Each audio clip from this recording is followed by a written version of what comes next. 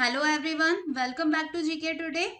I am Palak Khandelwal. Today we are discussing the top MCQ which are related to the banking, economy and finance current affairs of 26 February 2022. So this series is beneficial for all banking exam aspirant.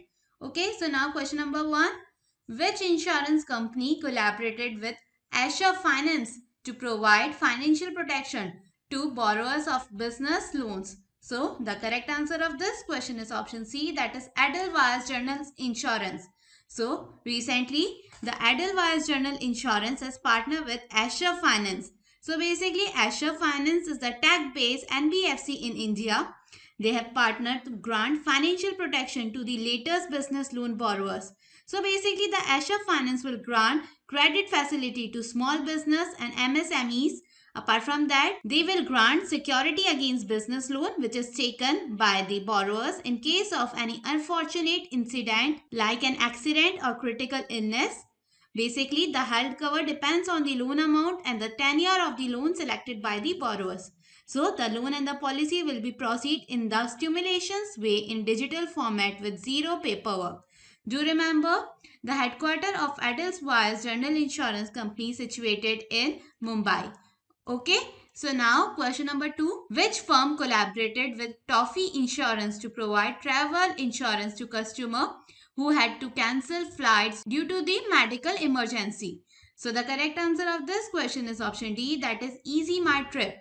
So recently, an online travel platform named as Easy My Trip has partnered with Toffee Insurance. They have partnered to grant travel insurance solution to the customer.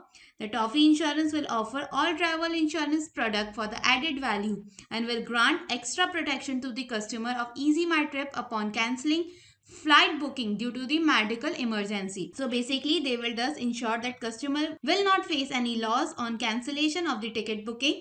So, customer will be granted with complete refund. To avail this facility, the customer will have to select the policy while the ticket booking process. Okay, so now question number 3. Which organization did National Institute of Urban Affairs sign a Memorandum of Understanding with to carry out Sustainable Cities India program? So, the correct answer of this question is option D, that is World Economic Forum. So recently, the National Institute of Urban Affairs and the World Economic Forum have entered into the MOU for the Sustainable Cities in India program. So the program aims to develop an environment for cities that will have decarbonization solution across energy and transport. So basically, the partnership and the program are the line with PM's vision for India to turn net zero by 2070 as a climate mitigation response of COP26. So, the program will guide cities to adopt a systematic and sustainable way to reduce emission and have resilient and equitable urban ecosystem. So, both the entities will opt Forum City Sprint process and toolbox for the solution for decarbonization. So, the City Sprint process is a series of multi-sectorial and multi-stakeholder workshop that will help for leaders of business, government and civil society. Apart from that, the relevant policy and business models will be discussed in the workshop and the appropriate ones will be implemented to gain the objective of MOU. Okay, so now question number 4. As per Ind-Ra, India's GDP to be at dash for financial year 2022. So the correct answer of this question is option C, that is 8.6%. So recently, as per India rating, India's GDP to be at 8.6% for financial year 2021 to 2022. Earlierly, it has projected growth of 9.2% for the same. As per the rating agency, the National Statistical Organization will estimate real gross GDP at rupees 147.2 lakh for financial year 2022.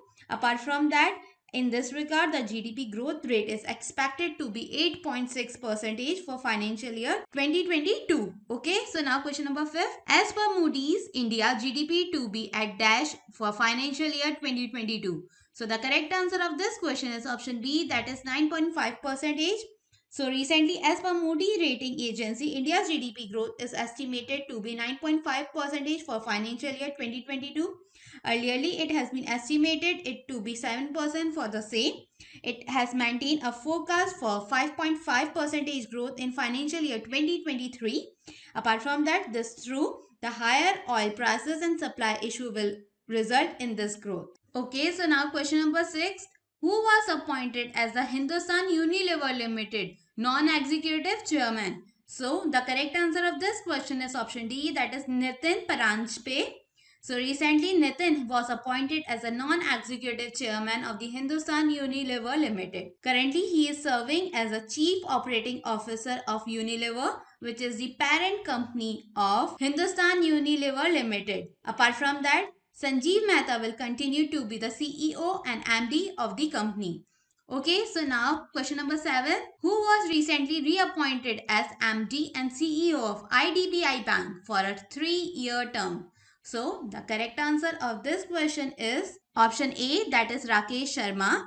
So recently the Industrial Development Bank of India, also known as IDBI Bank, has informed the stock exchange, that is board, has approved the reappointment of Rakesh Sharma.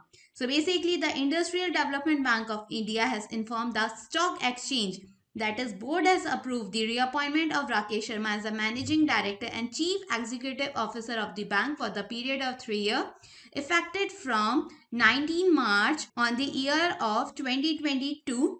So basically the Rakesh Sharma reappointment as the MD and CEO of the bank has received the banking regulator, that is Reserve Bank of India, nod. Okay, so now let's talk about some important takeaways for all competitive exam. The IDBI Bank owners name as Life Insurance Corporation of India. Its headquarters situated in Mumbai. Okay, so now question number 8. Who was recently appointed as full-time member of the Prime Minister Economy Advisory Council for a 2-year term? So the correct answer of this question is option D, that is Sanjeev Sinayal.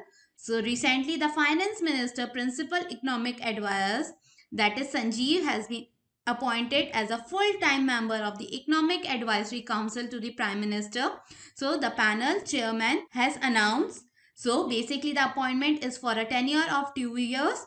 He had advised the Finance Ministry to devise economic policy during the pandemic. So basically the Economic Advisory Council to the Prime Minister is an independent body constituted by the Union Government to advise the Prime Minister on the economic matter. Okay, so now question number 9. Which bank recently partnered with Indore Clean Energy Private Limited to provide finance for the Gobar Dhan Plant conversion of 550 per ton of municipal solid waste into compressed biogas? So the correct answer of this question is option B, that is HDFC Bank. So recently the HDFC Bank has partnered with Indore Clean Energy Private Limited to grant the funds for the conversion process of 550 tons per ton of the municipal solid waste into the compressed biogas at the Gobar Dhan Plant, which is the largest in Asia and it is located in Indore. Okay, so now last question. Which bank recently worked with Mastercard to improve the digital payment infrastructure in Lucknow, Guwahati and Varanasi? So the correct answer of this question is option B, that is State Bank of India. So recently the Mastercard has partnered with State Bank of India to exchange digital payment infrastructure in Lucknow, Guwahati and Varanasi. So basically the partnership was made under the Team Cashless India campaign of the Mastercard. Okay. So that's it for today. I hope you liked this session. These were the important news and events for today which are related to the business, economics and financial sector. We meet again with some more important current affairs. Till then, stay tuned. Thank you so much for watching and please do not forget to subscribe GK Today.